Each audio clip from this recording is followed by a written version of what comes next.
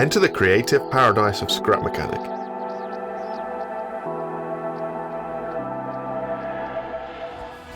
Build fantastic machines, go on adventures with your friends, defend against waves of evil farmers in this imaginative multiplayer survival sandbox. With Scrap Mechanic's powerful creation tools, you can engineer your own adventures. This sounds amazing. And thanks to a select few YouTubers I saw playing survival. What's up, guys? My name is Khan, and oh my goodness, it is finally here. Guys, we have it! Scrap Mechanic Survival! Welcome, ladies and gentlemen. No, this is not clickbait. I couldn't resist picking myself up a copy of the game. A game that let me build almost anything. The feeling of limitless possibilities, knowing I was only going to be limited by my own imagination. Or so I thought. You see, it wasn't long into playing Scrap Mechanic that a few things started to happen. My base that I spent hours building and fine-tuning suddenly bounces itself free from the ground with no reason why. A game that, on reflection, was very short, being pushed by its limitless building to give it the feeling that it had some sort of depth. At this point, I discovered the original game had been released in 2016.